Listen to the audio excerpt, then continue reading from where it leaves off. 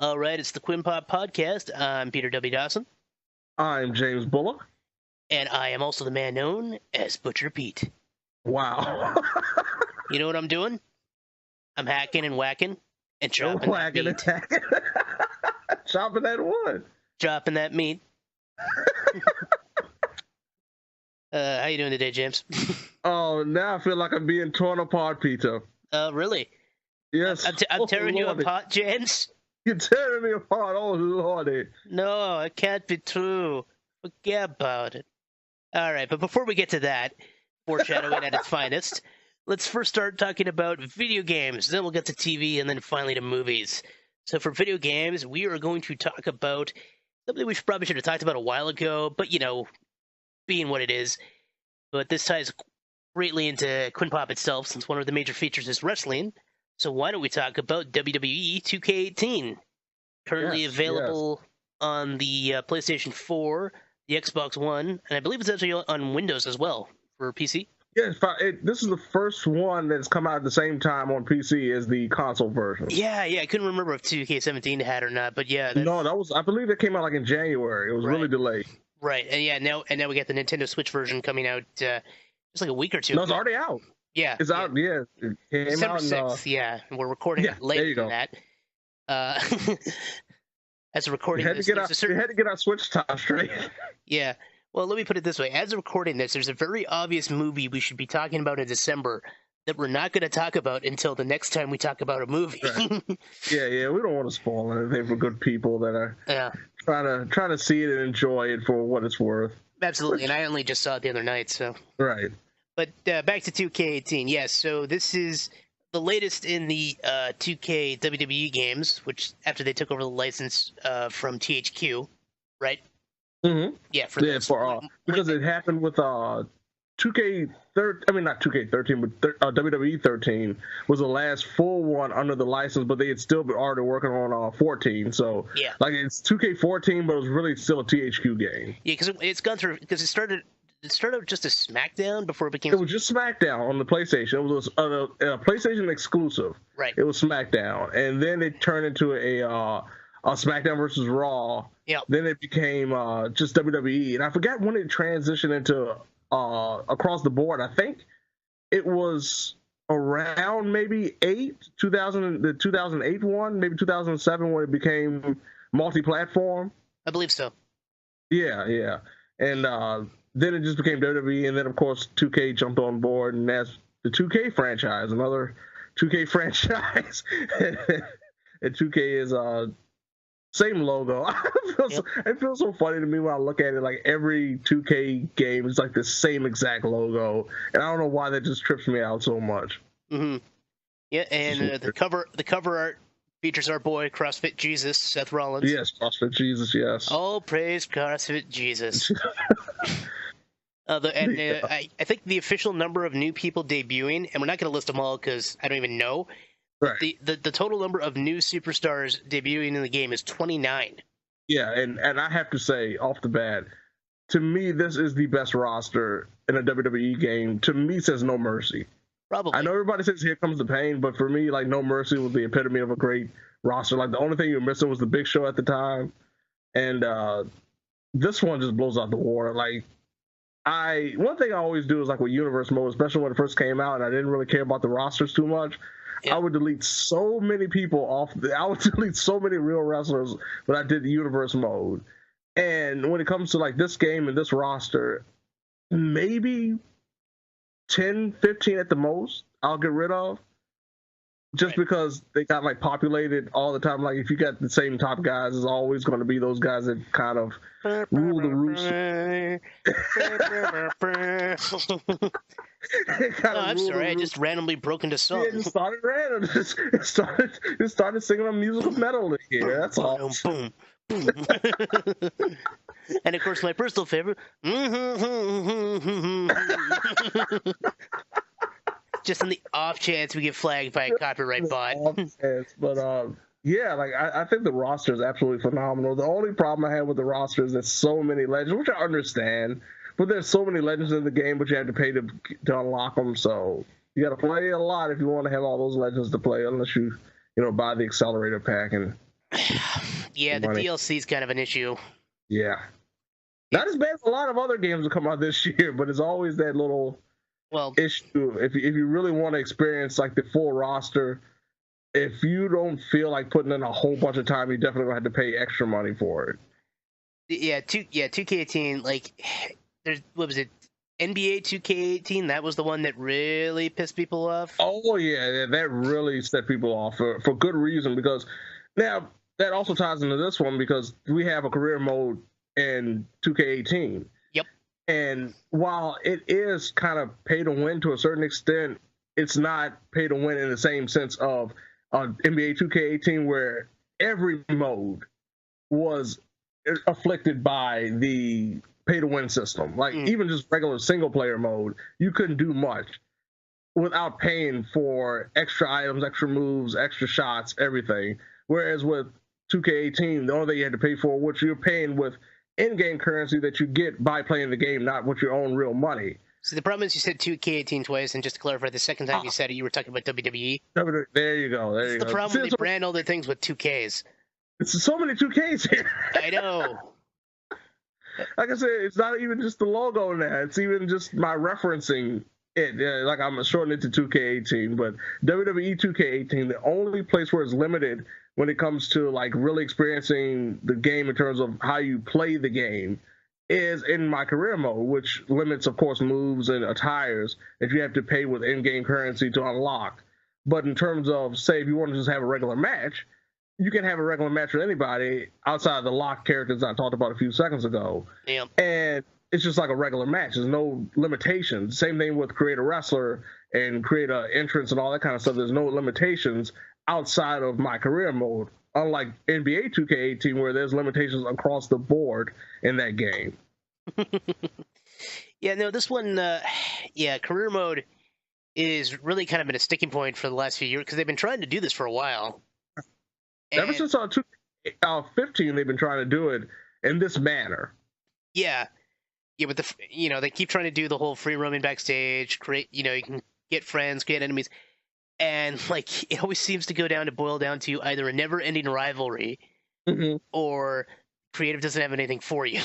That's pretty much it. That's the only two options that you have outside of just a few patented storylines that they have to stick with every year, which is pretty much you against the authority. That's the only storyline they really have. Yeah. So I believe the last 3 games has been that same story, but when you go beyond that, that's really it. Either you are just roaming around doing absolutely nothing, having random matches, or you're stuck in a feud that for some reason will never end. And in case of 2K18 WWE, for me, it's actually happened very weird because in this case, they have side quests where you can talk to wrestlers and you can do special things like win a match by submission. For example, for me, I was supposed to have a series with AJ Styles, and the goal was to beat AJ Styles at the pay-per-view. Well, the side quest started at the pay-per-view, and the quest is supposed to be 4 weeks long. So since it started at the pay-per-view, it became -3 weeks, then -2 weeks, and -1 week, and they're just stuck at -1 week. So there are glitches when it comes to just trying to play around my career mode, and if it's not like a 1 week deal, I don't do it when it comes to side quests in this game. Yeah. So create a character is about as good as it's it's always been a strength. Right. Especially coming off 2K15, like for those who didn't play that, it feels like a godsend when it comes to the creator modes now. Yeah. Oh, absolutely. And was it? You were talking about side quests earlier. I just flash back to SmackDown versus Raw 2011 because that had one of my favorite subplot things. Right. I don't even remember that. Like in that one, you can play certain wrestlers and go through a storyline. And my favorite was Road to WrestleMania. That's what they call it back then. Yeah, and John Cena's was one of my favorites because as a subplot, you could become tag team champions with first MVP as your tag partner and then Santino Marella. Yeah. There was so much creative stuff going on with those ones, with the Road to WrestleManias, where they would utilize characters that or have characters interact that you would never expect to happen, especially in real life. Like, I love those ones. Well, yeah, we got the Edge and Christian reunion we always wanted, but we never really got until Edge had to retire. Right. And like it focused on Christian's career road to WrestleMania, where he had the choice of cashing in on, was it Shawn Michaels or Edge, who had the main titles. Right. And I think there was something else you could do, and you even unlocked the freaking time machine. That was the craziest thing. And that stuck with you, and like that's like I loved the fourth wall breaking moments in those games. Right. There was so many in those games. Like, they really tried to be as creative as possible and make the mode stand out. Like, there were a few duds here and there, but usually it was always a very enjoyable experience. I remember the one that they had, like, a soul tag team one with Batista and Rey Mysterio, that played out so well. Like, you would have imagined that this would be perfect for actual television. Oh yeah, the story, I can't remember which one it was. The one where you play as Sheamus for one story, then Triple H for another, and then your creative character. Yeah. That was, I believe that was 12. That was in 12. Yeah, that one was okay, but it got really boring near the end, where it was just especially when you started with the creative character, which I believe was voiced with Austin Aries at that time. It was indeed before he was in WWE. Yeah, and before he left WWE.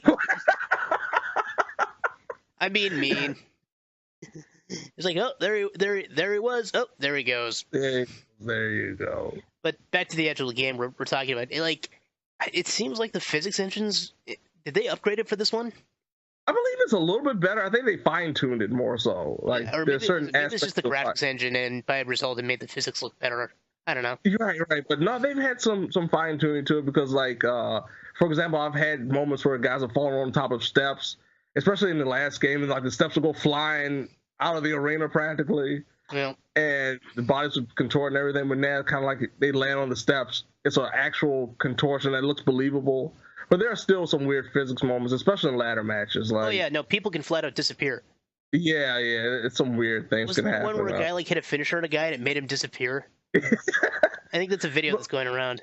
Yeah, but a lot of those worlds were like pre-patched too, but you could still get a good amount of glitches. Like, one of my favorites was one thing about the gameplay is the new carry system that they've implemented.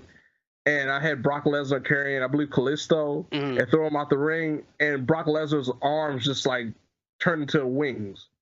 Yeah, so there's some weird physics that can happen in that game. But gameplay-wise, what do you think? Because, I mean, it's very similar to 2K17. Yeah, like, it had some of the better parts of 2K17, and it improved on some other stuff. Like, I've still kind of been mad about the series for the last few entries, but this one, I still feel like they're not hitting their full potential, but they're doing fine. Like, I don't want to say these games are bad, because they're absolutely fine at worst. Right. And in this case, we've highlighted some of the stuff they've really improved on. It's just there's a few, I don't know, like, create a match. It was cool to have that back, but I still feel like it was getting held back. Yeah, it was very limited. I was hoping to have like to a certain extent a Kennel from Hell match. Like, I wanted to have a steel cage inside of a Hell in a Cell. I was thinking that maybe you could do that. That was the first thing I tried to do, and of course you can. Yep. I mean, I appreciate the fact that they have a new power ranking system to try and get through that. But the power ranking system I always hated. Yeah. Especially, of course, when you disagree with who is the strongest character in the game. Mm-hmm. Uh-huh. Yeah, sure, his charisma's that high. Yeah. Rusev would agree with you. Yeah, I know. I agree with Rusev. He should have been number one. If I can believe that he is a Southern cowboy who just wants to own his farm. Own a farm with the chickens, that's all. Yeah, he just wants to and is apparently terrified of swamp monsters. Okay, I'm actually going to explain this reference just because I want everyone to see it. Yeah. So, for those who don't know, WWE did a really fascinating thing with KFC earlier in 2017. They did a partnership to do some ads for them, which included, among other things, like they did some weird stuff during the show and stuff, which was at least creative. I'll give them that. But they created Southpaw Regional Wrestling. Right. Which is a fictional 1980s like wrestling promotion. Yeah, it's pretty much like a Southern regional promotion from the late 1980s. Like, it's all stereotypical Southern territory wrestling. Like, yeah, it's just crazy. I believe the first season is set in 1987. Yeah, I believe so. Yeah, and then they did a prequel for the plot second point. season. Yeah. Because and it features John Cena as Lance Catamaran. Yeah, that's my boy Lance. Just we had that job in Utica for 6 weeks. Yep. It's like John Cena doing his own spin on Ron Burgundy if he were a wrestling announcer. Fandango plays Chip Cheddarfield. Yeah. Who's just a burnt out drunk. Yeah, he's just in a bad way. Which I love the fact that you find out why in the second season. Oh, I know. That's the brilliant thing is they eventually did a second season where they talked about Old Spice instead of KFC, and of course, right. But I loved the KFC bit just because it's like they had the actual KFC commercial during the show, and it would be done by a Ric Flair impersonator who sounds just like Ric Flair, but it's not really Ric Flair because they couldn't afford Ric Flair. Yeah, but it is actually, but out of universe, it's actually Ric Flair doing the voice. Like it's one of those weird meta jokes that's just layered upon layered. I know people keep saying they should bring the characters to TV though, and I don't hate it. That would be terrible. Well, they tried it once. They tried that with Heath Slater's character, right, with the fake Elvis. Yeah. Enormous Pelvis Wesley or something. Yeah, Pelvis Wesley. There you go. Which is one of the weaker characters anyway. Right. I mean, it was good for like quick shots, like the first introduction of him, where Lance gets stunned by his impressive pelvis. Like that was probably the highlight of his whole time on the both seasons. So yeah, you don't get a character like that and you give him a 10-minute segment. What's wrong with you? Right. I mean, even some of the stronger characters like Tex Ferguson, who just becomes a weeping mess. I'm not even joking. Like one of the things that has become a running joke for me around Friends is Tex Ferguson's. Yep. At the end, he's just crying like, "Oh, what am I gonna do?" He's just so bad of shape by the end of the season. So the reason I brought this up, not just because the references we made, is because he's not initially playable, but you have the ability to create the kernel and to create a character. Yes, you can. Yeah. Yes, you can. Like, it's one of the default templates for create a character, which I'm like, okay, that's not as obnoxious. Right. I was actually thinking the way they introduced him as a actual character. I was thinking, like, this is going to be some, like, WWF Attitude stuff where we had these random hidden characters that make absolutely no sense to be a part of the game outside of, like you said, just promotional purposes. But who's the juice, and why do I not want to unleash him? Bet you weren't expecting me to take a joke that direction. Oh, man. Is it really that dark? Okay, one more thing, though, before we close up. We have to talk about the new implementation that was an old implementation back in 2001 when they had WWF SmackDown Just Bring It, when we could have 8 people in the ring at the same that's right. time. Yeah, right, 8 people in the ring again. Yes, finally. Because the cap's been at 6 for a while. But like I said, the first and last time we had that ability was in 2001. Yeah. The third SmackDown game, and here we are. I have no idea how many it has been since. I don't feel like counting. But and it's 8 for everything, right? I haven't really played with that feature for obvious reasons. Yeah, but you should be good though, honestly, because since you have a PS4 Pro, you should be in good shape. Plug. Hey brother, I hear you have a PS4 Pro. PS4 Pro, dude. So if you have an Xbox One X, I was about to say One S. Oh, Xbox, you're really getting me confused here. Come on, you're as bad as 2K right now. Yep. If you have an Xbox One X and a PS4 Pro and a good PC, you're in good shape. You can do 8-man tags, but us lowly first generation, 8th generation console owners, we are in bad shape because 8-man tags are killers. I bet. The frame rate drops so badly. It's really, really significant. And for those who have seen videos of the Nintendo Switch version, I would hate to think how bad it would be if they could have gotten 8-man matches in that. Yep. Well, yeah, they're already complaining about the Nintendo Switch version having frame rate issues. Yeah, not only just frame rate issues like in matches, but literally the entrances have been slowed down. So, yeah, if you watch a video like Finn Balor's entrance, it's incredibly long and mistimed. Like, I would hate to think how Nakamura's is, since his is very connected to time. So Undertakers would literally be a bathroom break. wow, I did not even think about that. Just That saying. is wow. But yeah, no. If the game is like Dynasty Warriors or what do you call it, EDF, where there's so much stuff on the screen, frame rate drops are almost inevitable. Right. Fine. This is a game where it should really always be showing basically about the same amount of stuff on the screen. You should not be having these frame rate issues if you design the game properly. It's really weird. Like, I don't know what kind of optimization they try to go through, because I know people were complaining about it when they were testing it out and showcasing it at random shows during the summer, and they promised to get it straight and it'll be okay by the time it came out, and it is really not when it comes to the frame rate issues. But hey, guess where it wasn't? PAX. What? So, I'm still bummed they haven't gone back since freaking Warrior was there. Yeah. Wow. But oh yeah. I didn't get a chance to tell this joke earlier because you were on a roll and I didn't want to interrupt you. Okay. But this is just random because we're wrapping up here. You want to know why they called it the Xbox One X? Why? Because they thought it was such a badass Xbox, its name deserved an echo. Like how if you have an Omega cannon and you make it better, you would call it the Omega Mega Cannon. Something to think about. There we go. They should use it for marketing. Yeah, that's how they could have marketed it. Forget the power, forget the teraflops. It is so bad, it's got an echo. Absolutely.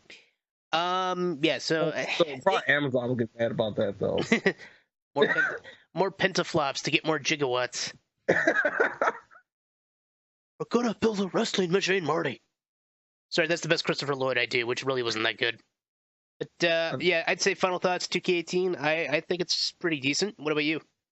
Yeah, I'm not as disappointed coming off of it as I was from 2K17, mainly because 2K17 was a crash-filled mess for me. Like, it just crashed so much; it was really bad. No, yeah, because they were still doing last gen with current gen, right? Yeah. This is the first time. Yeah, that's another thing. It's the first time since they started with the 2K franchise for WWE that this has not come out on 7th gen consoles. So. Yeah, they really tried to milk that for a while. Yeah. I guess a little bit better, but there's still optimization problems and stuff like that. I think it's a great game for what it is. I think if you enjoyed the last couple of games, especially from a in-ring perspective, if you enjoyed the gameplay, you'll definitely enjoy this one. But it's definitely has some very grandiose limitations, especially when it comes to my career mode. Yeah. Yeah, it's a good game. It's a really good game, and hopefully they can progress and learn from their mistakes, and 2K19 can be better because it's all there. That's the thing. Like you were saying, it feels like it's all there. They're just kind of like underachieving, underperforming a little bit. Yeah. If you like WWE games, you'll like this one. Absolutely. Oh, yeah, you'll definitely like this. Unless you don't stand out in a bad way. I don't know. Unless you don't like simulation games. Like, if you want the arcadey old school style, you will not like this. No, exactly. Because this is really as close to they're trying to get as close to real wrestling matches as possible. Mm-hmm. Yeah, I'd say we've covered that pretty well, though. So do you want to move on to talking about TV? Yeah. This week though. So, Walking Dead has officially wrapped up the first half of its 8th season. Right. And oh boy, this season. All-out war. A bit all-out war, especially on the viewer. Yeah, well, okay, here's the thing. Season 7 had a lot of problems. Mm-hmm. I mean, it was understandable why they were doing what they did in Season 7. Just to, first of all, because we're in Season 8 of this show, we're going to assume anyone listening to this segment has at least some knowledge of the show, so I apologize if you're lost. At least have some knowledge of last season. Yeah, because we're going to talk a bit about Season 7 before we get into... And we're probably going to go pretty spoiler heavy because we kind of have to talk about the spoilers on this one. Yeah, we have to. There's no way we can get around this one. We tried to do our best with some other shows, but this one we have to. Yeah, this is a major, major development. Yeah. Yeah, oh man. So Season 7, like, I complained at length when that came out, the first episode, with how they handled the reveal. Right. And then, like, and if you watch, the audience viewership dropped, like, over 2 million viewers after that first episode. Right. So, I understand if you still like the show, cool. I'm just saying I wasn't alone in that feeling. Some people were probably upset with who got killed. I just didn't like how they handled it. That was my thing. Right, right. I don't necessarily mind deaths on these shows, but yeah. And then they did a whole thing where they introduced a bunch of factions because we got We got the kingdom. Yeah, we got the king. Hilltop, of course. Yeah, and then and Alex are going to save some, but then we had some other groups. Oceanside. Yep, scavengers. They were really weird. Like, I was thinking that they were going to be the Whisperers. I really did originally, and yep. Yeah, and yeah, they're taking on the Saviors, which is led by Negan, played by Jeffrey Dean Morgan, who likes to wear a leather coat no matter how humid it is. Yeah. Okay, like right at the bat, Negan. Okay, what do you think of him? Because I don't think I've ever gotten your full opinion on him. I love the comic book character. Right. That's the problem. I love the comic book character, and they have taken a comic book character and put him on television. And unfortunately, as a comic book character on television, it does not translate well to me. That can happen quite a bit. Right. And unfortunately, it's one of those things where I don't really take him seriously. No matter what he does. It's almost like he's a running punchline throughout the entire series, but I'm supposed to be fearful of everything he does, but I don't. Like, every time I see him, I kind of laugh because it's just so ridiculous. It's so comic book over the top that it doesn't make his character fearful or scary at all. It just makes it really laughable, which is not what you really want. Because, I mean, look for example, the Governor, which is pretty much the exact same character, just done a little bit differently, a little bit more vulgar. In terms of Negan compared to the Governor. Yeah. The Governor had a twist about him, especially when it came to the latter half of his character arc, that really put him over the top. And he didn't feel like the comic book character, and he felt just so different, yet he still had that essence of the Governor from the comic book. Negan is the comic book character through and through, and it just doesn't work to me when it comes to this environment. It's weird. Yeah, look, I like Jeffrey Dean Morgan a lot. Oh, yeah, he's awesome. Now, as an actor, especially for the character that he's playing, he has been absolutely phenomenal. Yep. But, so I don't want to make it sound like it's almost like be careful what you wish for, because a lot of people were hoping he'd play Negan, and he may have nailed it too well. I don't know, or the writers just didn't know how to... I don't know what it is. It's just... I think it's just like they didn't know how to turn it back a little bit to try to make sure they walk that fine line of being true to the character while still having an edge about him that doesn't make it hilarious or make him laughable. Mm-hmm. Yeah. So, yeah, he's our main bad guy, and he's got the Saviors, which includes a bunch of the members. And meanwhile, all our heroes were initially in Alexandria. Now they've kind of been split up to a certain degree because there was a whole thing where they had to spent most of season 7 kowtowing to Negan and the Saviors, and then it took till the end of the season for All Out War to begin. So All Out War is probably a bit better than season 7, honestly. Yeah. Because, like, even in season 7, there were some legitimately really good episodes, despite how much I complained. You get what I thought was a bit of a dud of an opening episode, and then you get a bunch of episodes that are scattershot as they start introducing all the factions in season 7. Which is understandable and necessary, but it felt like they could have executed it better. Right. It's always that feel of them kind of cutting off the momentum of certain angles. Yeah. Unnecessarily. Yeah, and it was something they've done before with character-driven episodes, and which almost feel like budget requirements or filming requirements, and now, it just seems to have gotten worse and worse. Yeah, this season is the epitome of it, honestly. Yeah. And I've never, I mean, for them to say this is all out war, it feels like the Cold War. It's so much talking and so much, oh, this guy's going to do this, oh, they're going to do this, oh, this is going to happen, and very little from a physical aspect has really happened until the very last couple of episodes of the mid-season. Well, yeah, it's more glaring, too, because, I mean, the show became famous for killing off characters, and ended up killing off some characters you really didn't need to kill off. T-Dog! Why, T-Dog? Why? That's still probably one of the most wasteful deaths in Walking Dead. Yes! More so than, killing off all the prisoners after introducing them. Yeah, oh, yeah. That felt wasteful. Yeah. But killing off T-Dog in such a random way. Yeah, it was really... It's well, we need someone else to die in this episode. All right, let's kill T-Dog. it's amazing, like, because they open up the scope so much now. Yeah. That this really ties into this week's mid-season finale, where they have so many characters that are disposable that you could kill around the main cast and still get your death quota up. Absolutely. But it doesn't feel as meaningful anymore. No, and like they haven't. There's been a few characters who've bought it, but they haven't been really interesting. And then like we have this kind of Cold War conflict, and then okay, what was the name of the episode we both love? Like, what was I can't think of the name of the episode off the top. Let me pull it up real quick. But it's the episode that focuses on King Ezekiel. Yeah, I'm just trying to remember which number it was and which episode it was. It was the 4th episode. I remember that. I think it was right. Some guy. It's just called Some Guy. Yeah. Oh, there you go. Yep. Some guy. Yeah, I knew it was the 4th episode. I knew that. One of the highlights of season 7, by far, because we talked about Negan not being adapted well. Right. You know who was adapted well? King Ezekiel. Very much. Oh my God. Love that dude. And his actor, Kerry Payton, nails it.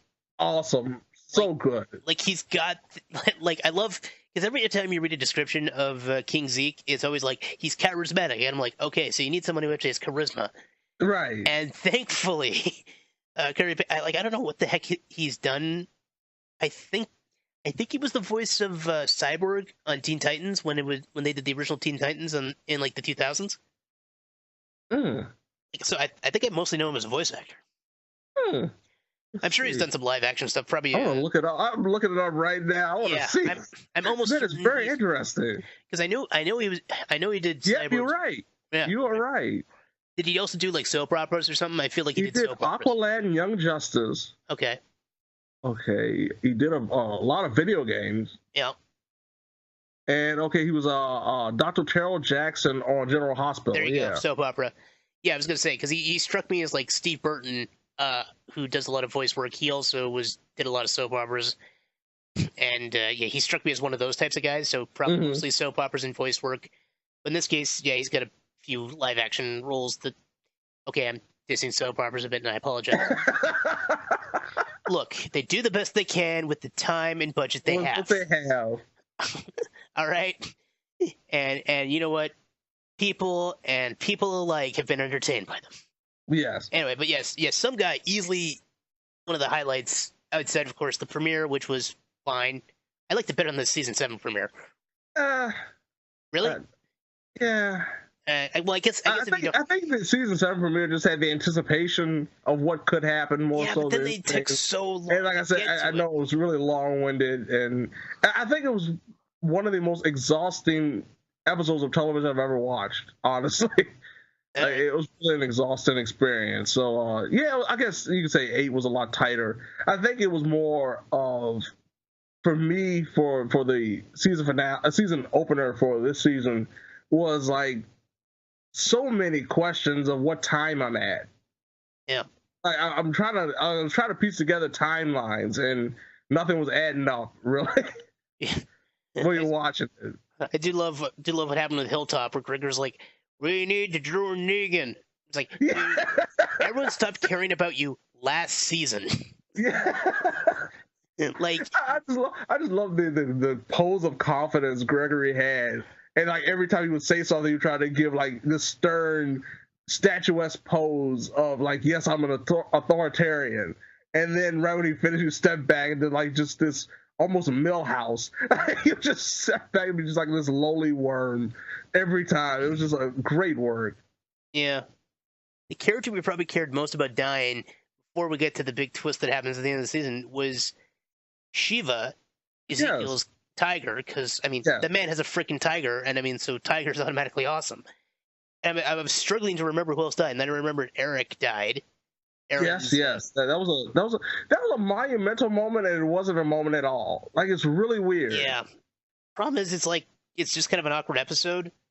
Yeah. Because like it's the episode after the one where they attack several. Like, because what is it? Episode 2 is when Eric gets injured, but he doesn't die until episode 3. Right. And it's such a long build-up that just kind of becomes a fart. Yeah, that's true. If I wasn't worried about time, I would compare it to something else that happened, but I'd have to set up too much. So, my question is for deaths. You didn't care about Neil's death. I barely even remember who the hell Neil is. I didn't know who Neil was. I'm not even joking. I had no idea. In one part about it, the scene was so dark, I didn't know exactly what happened. So I rewound it just to see what happened. And then when Maggie talks about Neil, and I'm like, who is Neil? Did I miss somebody? Did I fall asleep during the episode I don't remember, and I completely forgot this impressive work of Neil? Yeah. Gregory's still alive, right? Yeah, Gregory's still alive. He went to prison in like episode 6 or something. Yeah, he's in the pen now. He's in the hog pen. Yeah, Maggie's like, all right, you're going in there because you don't mess with Maggie. Yeah, Maggie's finally snapping. If there's one thing I still love about the show after all these years, it's I love how good Lauren Cohan's become since she started the show. Yes, because when she started in season 2, she sucked. She was terrible. The terrible accent. Well, yeah, because she was British. I know that's obvious, but I mean, just the terrible accent and the terrible everything she did just felt so awkward and stiff. Well, if you've watched her during the stuff she did before this, she was on a really bad season of Supernatural where she replaced a beloved character and just sucked, and the show was like, oh man, you gotta admit this chick has style. I was like, no, Dean, no, we don't. Why are you doing this, Supernatural? And then she went on to be one of the worst villains in the history of Chuck, which, bear in mind, only had a few villains over its 5-season run. And like, she was just memorably bad because she was acting alongside Ray Weiss, who you may remember from, I believe it was Reaper. Right. And also Timothy Dalton, who you may remember from James Bond. Right. And also freaking Hot Fuzz.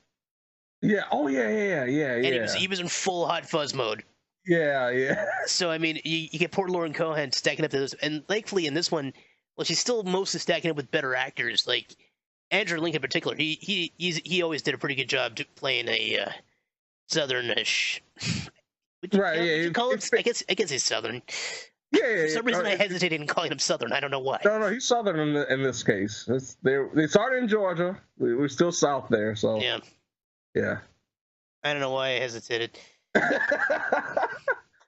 But you're trying to make sure you're thinking about Shane right now because Shane just didn't even bother with an accent. I know it's John Bernthal's too good for accents. Stand by that. I would watch him in anything, even if he doesn't even try. He's like Sean Connery. Like you watch him in anything, even though you know he's not going to try. Right. Why is the Russian sub commander Scottish? Good times. But yeah. So, do you have anything else you want to touch on, or do you just want to dive into the season finale? Because we don't want to spend too. We already touched on Neil, so we might as well just jump in now. Yeah, like. Daryl, I didn't really care about this, like, more than I he hasn't done too much. He's just been like running errands to a certain extent. And Michonne had a few badass moments. Yeah, Michonne had a couple of moments. She had more of emotional depth moments where we really saw a little bit more of her wanting to be a more civilized, almost homebody. Yep. And taking care of Judy. So like taking care of Rick's daughter. Oh, you know what we haven't talked about? Okay. Eugene. Wow, how can we forget about Eugene? Yeah, because especially coming off of the last season. The guy, this character, my God, the stuff he's gone through. Because he started off being a horrible liar, and then he tried to make the best of a bad situation, even though everyone hates him for lying to them. And then, like, he's starting to work well with community. He's actually a really smart person. That he ends up being stuck with Negan, and like, oh my God, like it's.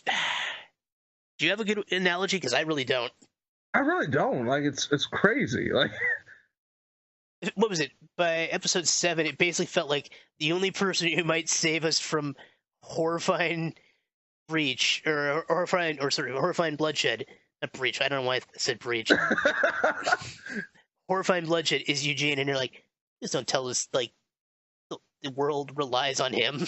Right. He finally got his wish. Like, that was the thing. Like, he wanted to be the human savior in his own mind, and it finally might be coming to pass. And no, Eugene has proven to be one of the most selfish, condescending individuals that we've ever seen, yet loyal, which is crazy. Like some of the stuff he's done over the last the last couple of seasons, just the loyalty he has to certain people in certain situations, even if it screws him over, yet he will be the biggest coward in the world that you can find. I don't know what's gonna happen to him now, but something bad's got to happen to Eugene before the end of the It's season. got to. It's really got to. Yeah, like, he's. it's one of those things. He's done so much, it has to come back on. Like, it's the craziest thing. Rosita's still alive. She may only be alive to kill Eugene. Yeah, that's true. That might be the whole coming full circle moment for them. Because she never really had much going for her in the show. Right, like the only catalyst she had to really make her stand out was Abraham, and then when he died, it became this big revenge quest, and then she became a longer running version of Sasha when she was brooding. Yeah, I know. Like, and even before then, I never felt like she had that much characterization. Yeah, like other than just being Abraham's girlfriend, like that was the only thing that really helped her stand out. Yeah, I know. Like everyone else, I felt like she's probably one of the most one-note characters, and right, she's still around. Like Jesus has plenty of characterization. Gabriel, he's got possibly too much characterization. I know a lot of people still hate Gabriel. Carol, it really feels like she's kind of spinning her wheels this season so far. Yeah, well, she was kind of in the same boat with Daryl, where there weren't really many moments of them even on the screen. I know it's like this. It feels like they're struggling. Maybe Daryl's too busy because he's got to deal with carrying fetuses around and riding motorcycles. Norman Reedus is busy with the Norman Reedus fetus. Okay. Yes. I want to let people discover the joy of that for themselves. Yeah. Okay, but we should. Yeah, we're starting to get long here, so we should really talk about the big twist. So let's get to it. Season finale. Eugene has screwed over everyone by helping the saviors, clear out the walkers that are surrounding their sanctuary. Yep. Like that's probably the easiest way to describe what happened. Yeah, it's the best way. Yeah, it's pretty much that. And Alexander, the Hilltop, and the Kingdom are all definitely on their side, and Scavengers are kind of a wild card. Oceanside's still out of the fight, right? Yeah, they were trying to get to Oceanside, but they never made it. Yeah. Thus far, so. Yeah, they're the kind of the other wild card right now. Right. Yeah, the Scavengers abandoned Rick. Yeah, the Scavengers have screwed us. They were just gone. It didn't take them any time to think about, this is not our fight. We're not even bothering. Yeah, and then, what is it? The Saviors, a good chunk of them tried to attack the Kingdom, but they evacuate in time. Right. Right. And then Negan attacks Alexandria. Thanks to Molotov Ezekiel. Yeah. The big thing is the Alexandrian people are planning to escape through the sewers. Mm-hmm. I think someone dies, but it's like a minor dude. Yeah. Just one of those random moments. The big twist. Final moments of the episode. Carl's kidnapped. What the heck is his name? Siddiq? Yeah. Yeah, and he's just a new mysterious survivor type dude. Like, I don't remember him doing much. No, he was just living in the woods for a while, and then it was like, hey, yeah, want to come along? And that was really it. Yeah, because Carl gets him. What is it? Episode 6. Yeah. And we don't see Carl in episode 7, right? I'm not just remembering. Yeah, we didn't see him in episode 7 at all. In episode 8, he shows up. He's like, "Hey, I brought Siddiq to Alexandria. Also, bitten." Yeah, here it is. Looks like more of maybe my little sister bit me, but still. Yeah. Nope. Carl's officially been bitten. Yeah. Carl has been bitten. He is going to turn. They don't seem to have any way out of this. Carl is going to die. Carl is dead. Yeah, Carl is dead. He's going to die when the season picks up. How it's going to happen? Is it going to be another mercy killing like what happened with his mom? But yeah, Carl is going to die. Yeah, I'm really, really taken aback by the idea of how they're going to change everything around when it comes to in relation to the comic book, because they have now effectively killed off one of the characters that I don't think anybody ever sees dying in the comic book universe. Well, because the big thing they always said about 24 with Jack Bauer is you can't kill Kim Bauer, because that would literally be like the last attachment Jack has to the world. Right. Which is why they didn't. It's also why they never killed Audrey. Oh yeah, are you talking about in the comic book? No, I'm talking about 24 with Jack Bauer and Kim. Oh, you're sorry. I was still talking about Sorry, no, you're thinking of Andrea in Walking Dead. Yeah, because she's still alive in the comics, right? Right. Yeah, she is. Yeah, and they killed her off way back in season 3. Right. There's a bunch of other stuff that they've deviated, but this has got to be the biggest one yet. Yeah, and that makes me think more and more now, because I definitely see Negan now dying. Yeah. Like at first, I thought they might kind of stick to the comic book, and now I think it's going to maybe be a double death. I think Carl's somehow going to kill Negan, and Negan's going to somehow kill Carl. Well, yeah, because here's the thing. Like, Chandler Riggs is basically confirmed, yeah, I'm out of the show. And apparently Chandler Riggs' dad is really upset about this. Yeah, he really wants him to move on. And yeah, he's been cooking up a stink or something. I don't know. Yeah. It's a whole thing. Like, he feels bad for his son. I don't know. And there's like, it's silly. But I mean, I can understand, your parents saying, hey, you've done this for X amount of years. It's time for you to live a little bit. But, it is what it is. It's a whole thing. So, yeah. So Chandler Riggs is going to have to go. And, like, what is this going to mean? Well, now it makes sense to me why the baby actually somehow is living in this weird world that I don't know how in the world you could have baby food. It's true. It's true. This is probably the only It finally made sense to me when I saw that. Like, why in the world did they not go with the idea of the baby getting taken in prison? Yeah, because Judith dies in the... well, she's never properly... No, she is born. Right. But then she... They actually did the scene in the show where that came from the comic book where the baby seat is empty, but it's got blood all over it. So Rick naturally assumes that Judith has been taken and eaten. Yep. And then come to find out, no, she's still alive. And that actually makes sense as to why. Mm-hmm. It feels like this has been like a failsafe the entire time. They had to keep Judith alive just in case and then comes Chandler had to leave. They skip ahead 20 years, and now Judith is the new protagonist. Yeah. They don't get them more credit than they deserve, but it just feels like they actually thought about this the whole time. Like, we have to keep a little kid alive to keep Rick halfway sane once Carl dies. No. Here's what they do. I don't know if you know this, but the original pitch for The Walking Dead to Image, before it turned out to be a big lie, was that Robert Kirkman told them, oh, it's going to turn out the zombies were because of an alien plague. Wow. And it was all going to be because of aliens. So imagine now if it is still an alien invasion plot in the show. Aliens released the plague to make sure there were no babies because they're allergic to babies. But now that they've kept a baby alive through the apocalypse, the aliens are fucked. And I just cursed. I'm going to have to censor that. Whoops. How do you bleep something? Oh, man. Oh, I see you about bleep file. I shouldn't have. That was too much for such a stupid joke. Don't worry, I'll send you the bleep file. I have my bleep for you. Please send me a bleep file. I'll send you my bleep file. Yeah. But anyway, that's my theory on what they're going to do with Judith. Yeah, so Carl's going to die. We're going to pour one out for Chandler Riggs. Yep. Any more thoughts on the season? Thus far, like I said, they had one real stellar episode to me, and they ended it very well with the mid-season finale. I'm looking forward to seeing what happens next, which I didn't necessarily feel that way coming off of the mid-season in season 7. Well, this is much better than guessing who will die. You know Carl's going to die, and we're speculating on the implications. Right. This is so much the better kind of cliffhanger for me. If you have to do is someone going to die? Well, it's like in this case, we almost certainly know he's going to die unless they finally figure out a more permanent cure for the thing, which they can't. Which they can't, because that would just ruin the entire series. Yeah, I know. It's like, how? You would have to be, he got stung by a honeybee after drinking a certain diet soda that's many months expired. Or Eugene finally makes it to Washington, D.C.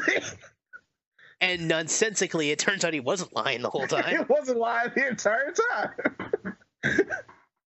time. Yeah. So, let's... after talking about people with crazy hair who may just save us all... Are you loving this transition? I know you're loving this transition.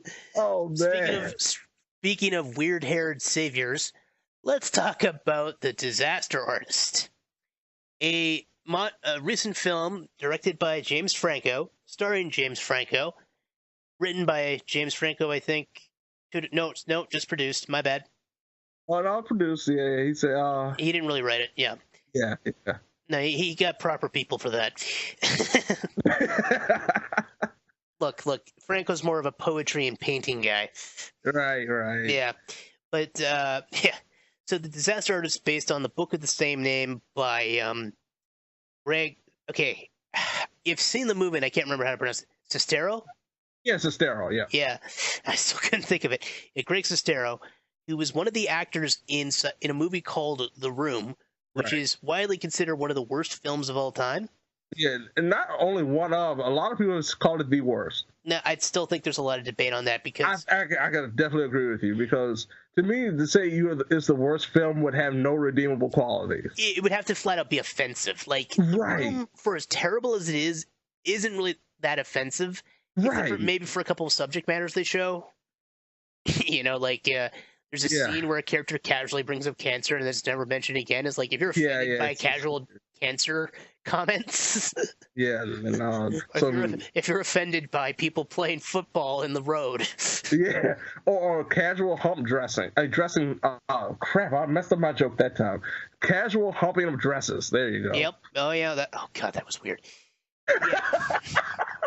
So we get a movie based on the true story of, like, the easiest way to describe it is it's an inspirational movie about two guys who have a dream and they work hard on that dream. In this case, making a movie that they know is in them because no one is casting them and stuff.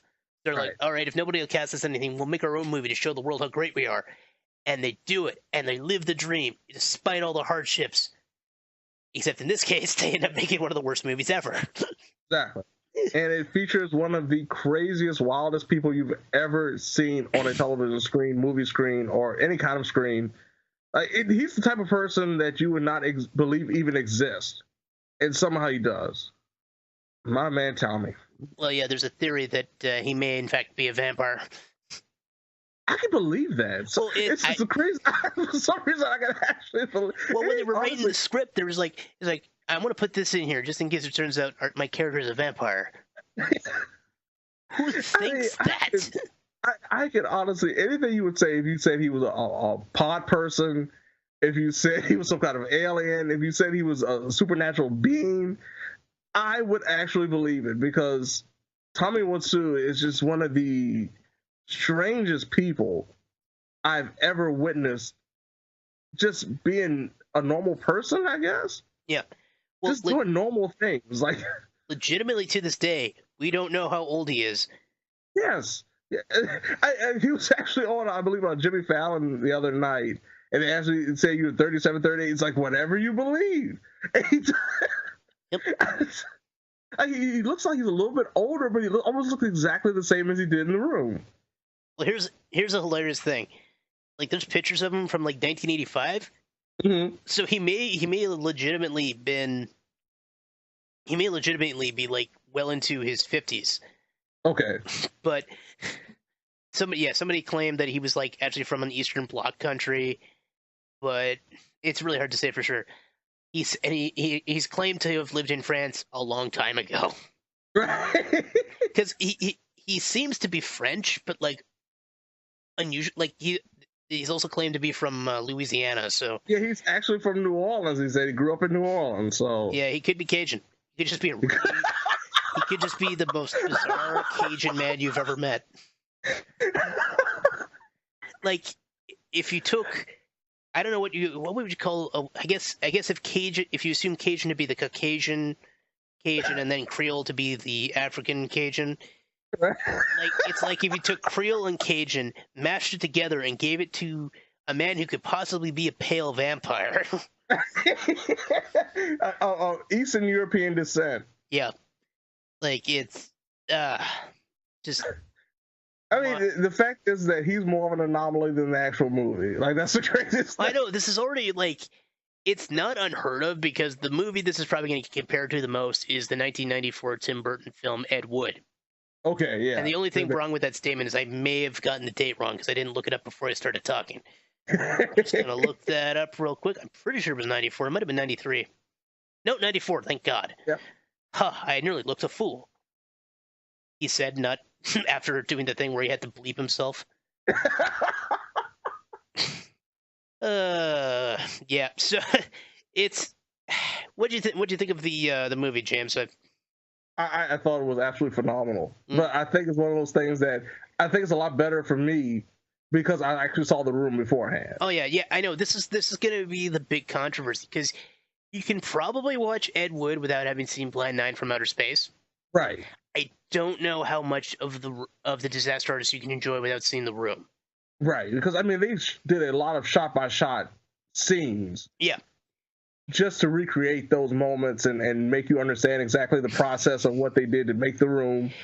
And I think the biggest thing was the fact that you kind of sympathize with Tommy. Like, after hearing such terrible stories about him before this, you kind of find out some of the reasons, even though it doesn't really make a lot of these stories even better. Any better, it doesn't make him like a better human being, but you kind of started getting into the mind of the man behind the madness to a certain extent. Mm-hmm. I really didn't expect to actually sympathize with him. Yeah. And of course, Bryan Cranston as himself. Yeah. Sorry, I just had to mention that off the bat because I was thinking about it. Yeah, he had a great cast too, like a who's who of everybody that's ever worked with James Franco was a part of this movie. Exactly. It's yeah, because I mean, like, what was it like? Probably the five biggest characters are James Franco's Tommy Wiseau, Dave Franco playing Greg Sestero. Sestaro. Yeah, I can never get it right. It feels like there should be more letters in his name. It feels like it should be Sesterio or something like that. You know what I mean? He should be more Italian or something. I don't know. It should. Yeah, there you go. I don't know. Yeah, and then we got Seth Rogen as Sandy. Is it? Oh man, I want to say Sklar, because it's totally like Sinclair, wrong. But it's not. It's like Schleclair or something like that. Yeah. Let's go with that. Like, yeah, Seth Rogen's essentially the third lead, and then I guess it's a toss-up between Alison Brie and Ari Graner for the female lead, because, I mean, Alison Brie's got a pretty major part, but, I mean, Ari Graner is playing Juliette Danielle, the main actress in the movie that they're making. Right, who's the character Lisa in The Room. Yeah, Lisa. The woman who is constantly tearing main character Johnny apart. Yeah. If you've never seen The Room, but you've seen like clips where this weird guy with a weird face and long black hair shouts about Lisa and just doesn't seem to be talking like a human being, that's from The Room. Yeah, and that's what this movie is based around. Yeah. Oh, you kind of get an inside look to the insanity that came onto the screen. Yeah. Oh, no, there's all kinds of crazy stuff. It's amazing. Like, Paul Scheer has a pretty good little part. Yeah. Was it Jackie Weaver plays one of the other actresses in the movie, so she's got a good piece. Oh yeah, who is it? Who plays Denny? The actor or the actor who plays Denny, I guess. Is that Josh Hutcherson? I haven't seen Josh Hutcherson in a few years, so yeah. I think that was Hutcherson. Yeah. Yeah, it was. Yeah, and then we also got Megan Mullally made a cameo or something. Yeah, she was Greg's mom, right? Greg's mother, yeah. Yeah, like it just goes on and on. Yeah, that's like I said, whoever you can think of that's ever worked with James Franco, I think made an appearance somewhere or another. It was the craziest thing. Oh, I know, and it gets weirder and weirder because like you get some people is like, oh yeah, I've seen them work together, like Jason Mantzoukas. But then you get more random ones like, when did James Franco work with Melanie Griffith? Right. I mean, we know when he worked with Bryan Cranston, he was in that terrible movie. Like, Kate Upton just shows off. Like, it's just weird. Sure. Yeah, she needs work. Yeah. She always needs work. Oh, man. No, I'm just saying. That woman should never be unemployed. But going back to the movie itself, yeah, like I really liked how. I guess it's because Dave and James Franco are brothers. They really showed solid relationship between the two, and well, some of the confrontations and stuff that happen are probably played up more for the movie than right. Were in the. I haven't actually read the book. I should have read the book. No, me either. Like, yeah, that's one of those things. Yeah, like that was really well done. Franco, like he was never gonna nail Wiseau perfectly. Because it's impossible. Yeah, nobody can do it. But I think, like I said, it's impossible. It really is. But I think when you watch the performance, at first you might think it's going to go into parody, but it doesn't. It really doesn't. Yeah, and one thing about it is the movie progresses. It feels like it gets into that groove where it feels natural. It doesn't feel like he's imitating this guy. Like at first you're looking at it and thinking about like how Tommy reacts and how he acts because you've seen him so much in television and on movies that you know kind of how his little mannerisms are.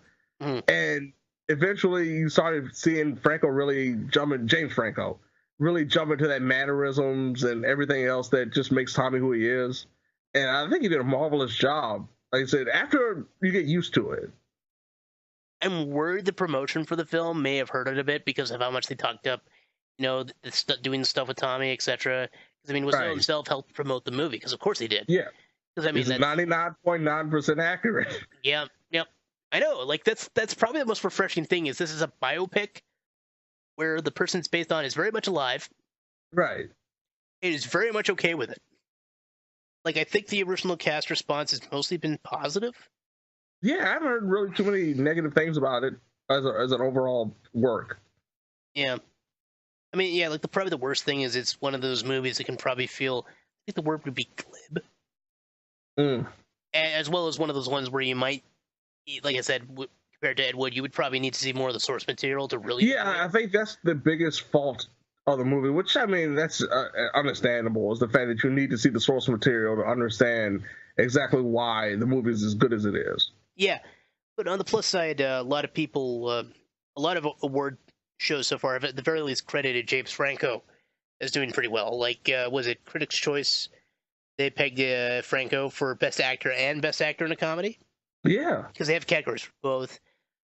Screen Actors Guilds, they pegged Franco for Outstanding Lead Performance. SAG Awards, that's a solid one to be nominated for. And, of course, Golden Globes, decent. I kind of have a mixed response on the Globes. They're a good alternative, but I don't know if, But hey, they're prominent. Good for them. I mean, I'm critical of basically every awards show, so I shouldn't poo-poo the Globes too much. Right. Oh, Oscars! What movie that no one saw is going to be nominated this year? Right. I'm sure it's good, but Yeah, we have to get one in there. Is the movie going to star beautiful British people? More than likely. They're going to have some debilitating disease, but they're still beautiful. It's so interesting. Eddie Redmayne slowly crippled himself before her eyes, but he was still beautiful, damn it. And he was very British, even when his voice box became American. And that's how he won an Academy Award despite appearing in Jupiter Ascending. It's okay, you got a Harry Potter franchise out of it. Yeah. He's fine. Eddie Redmayne's fine. He's doing well. Much like Kate Upton, Eddie Redmayne. Much like Kate Upton, Eddie Redmayne should never be without work. Yeah. There you go. Just in case you thought I was making some weird sexual comment. Maybe I still am. I just also have a crush on Eddie Redmayne. Oh, man, you better be careful nowadays. Yep. But back to Disaster Artist. Yeah, it's pretty good. I mean, it's one of those. I don't know if it's just because I wonder, and I don't think I'm ever going to know for sure how it'll stack up for people who've never seen The Room. Yeah, like I said, it's required viewing to me. Yeah, that's what I hope that like when it releases, it comes with The Room. It really should.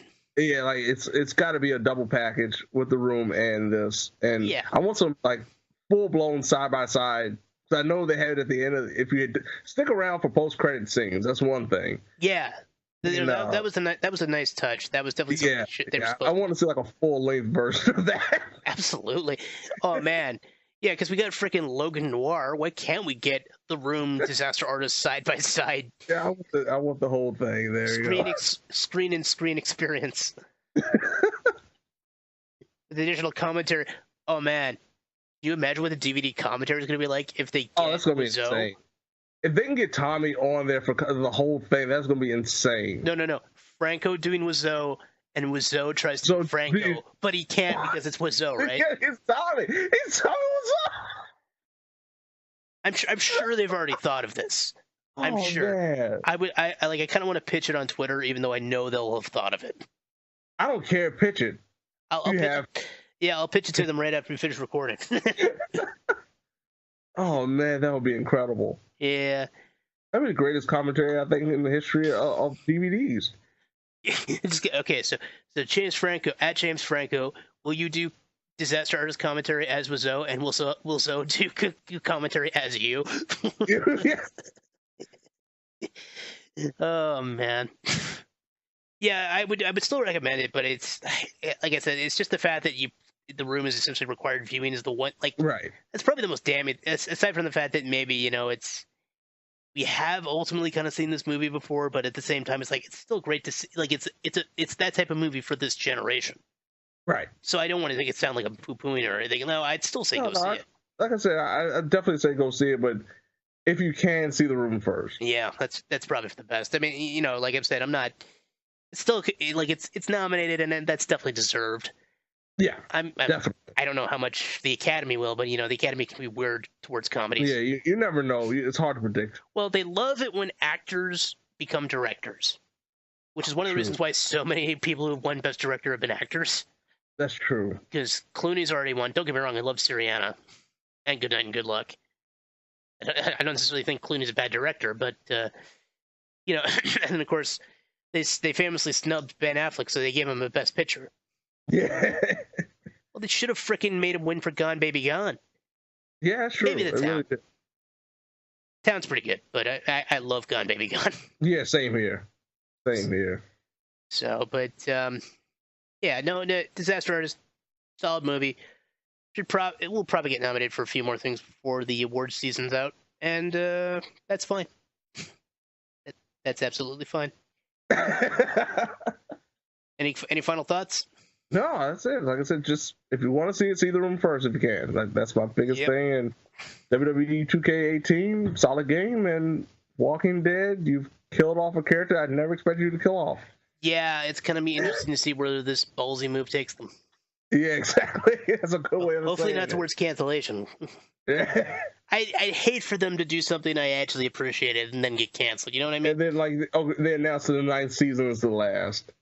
Oh, they did? I said, no, then they do it. Oh, God, yeah. You scared me for a second. I was like, oh, no. That would have been crucial news to have before we started this. It's like, all right, we're gonna do a commentary on a Kevin Spacey movie. Don't worry, Kevin Spacey will be around for years. Oh, no. Oh, no. No, thankfully, we haven't made that mistake yet. Yeah. Well, on that note, I've been Peter Dawson. I've been James Bullock. And we're hoping you guys will have a good day